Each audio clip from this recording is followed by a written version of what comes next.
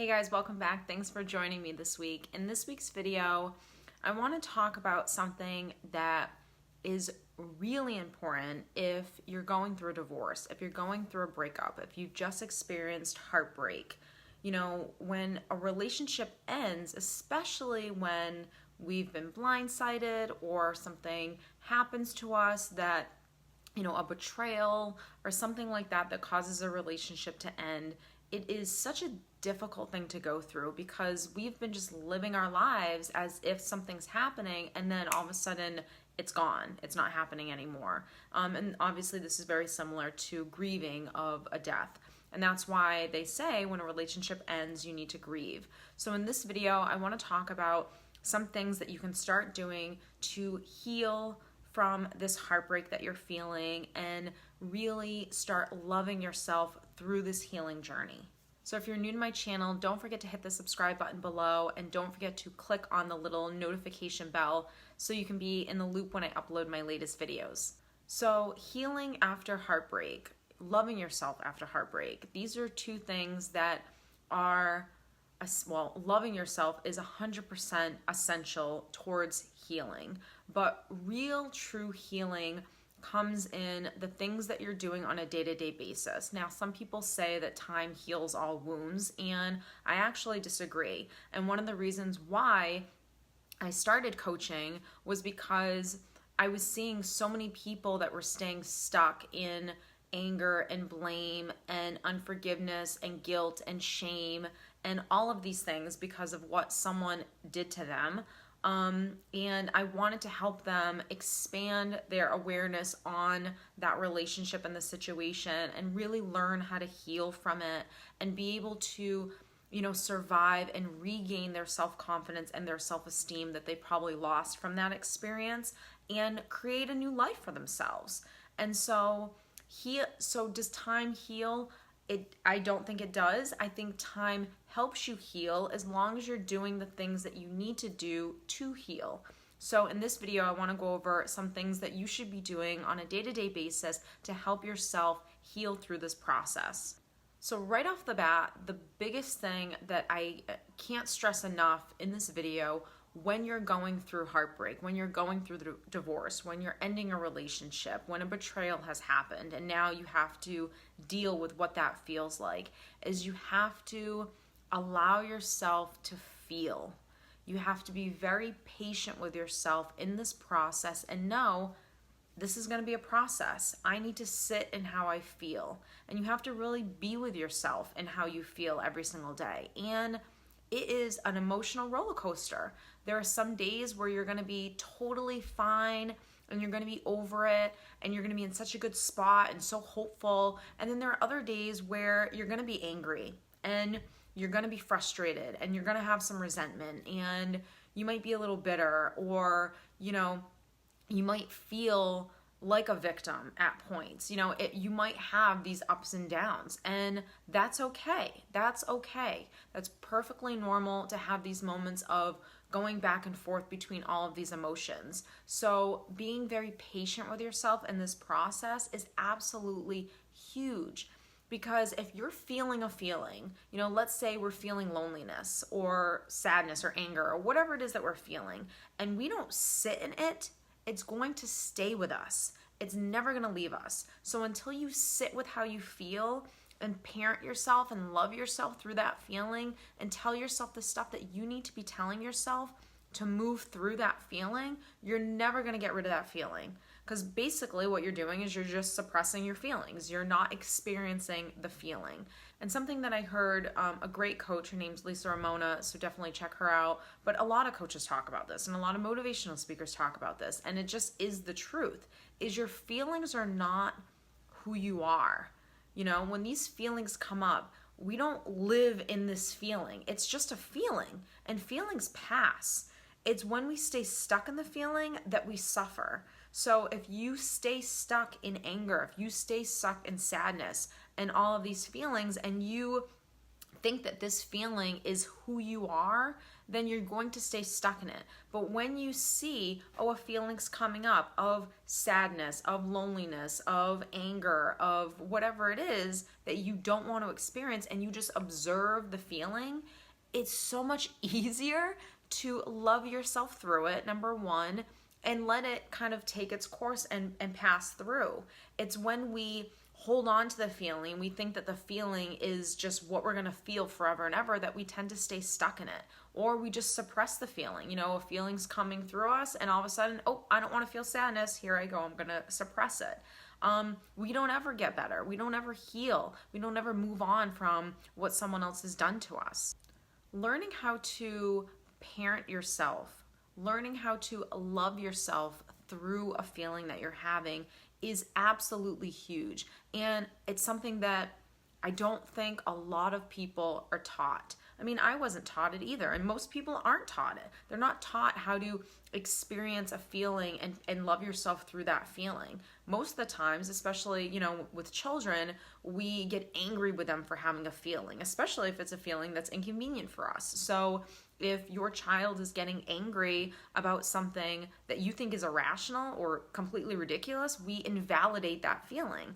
We don't validate what that child is feeling.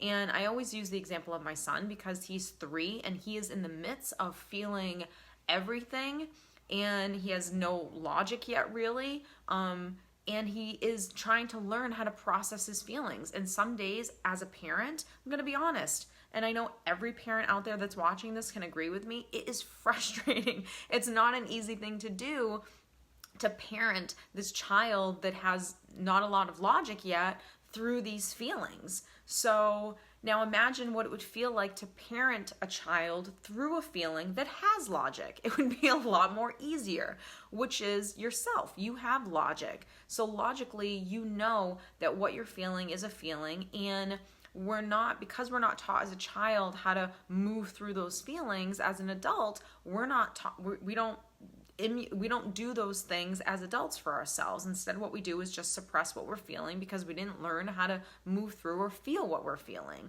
in a healthy way. So how do we love ourselves? How do we parent ourselves through a feeling?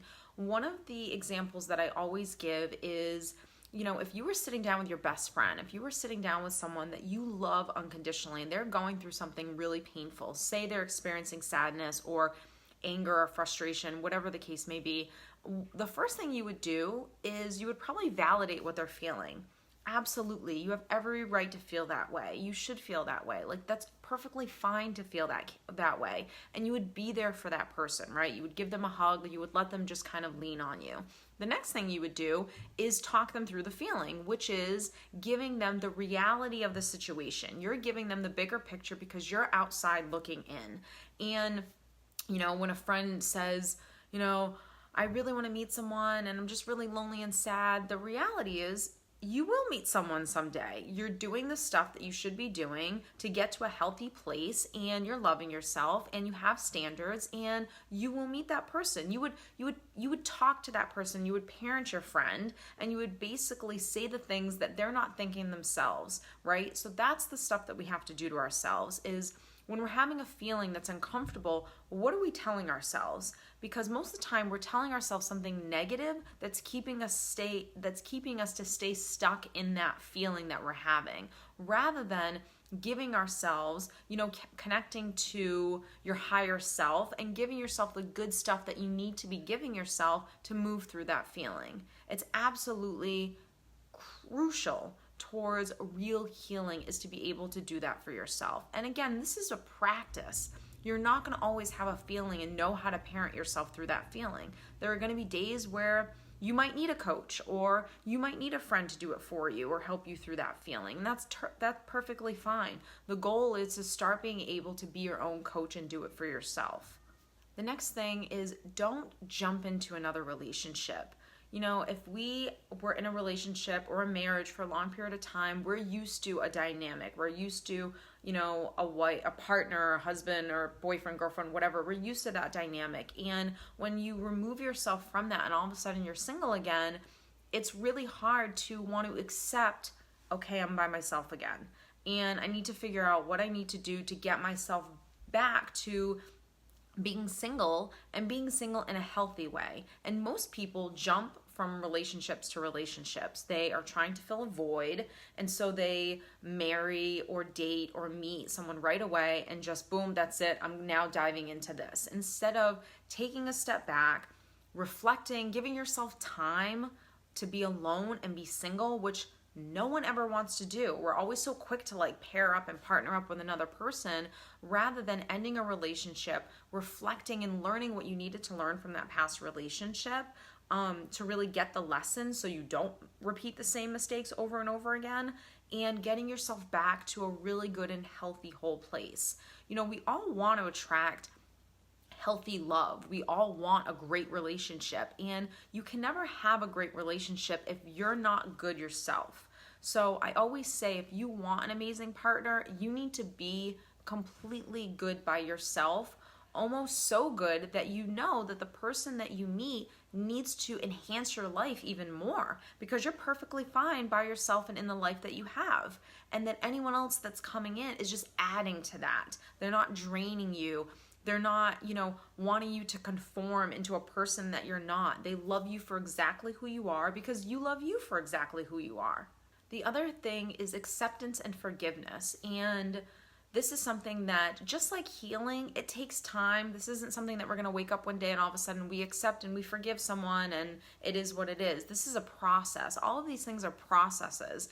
I'm not giving you these tips to say, okay, if you do this, the pain's gonna end, or if you do this, you're gonna meet a great person tomorrow. All of this is a working process, and it's that quote that we've all heard, it's the journey, not the destination.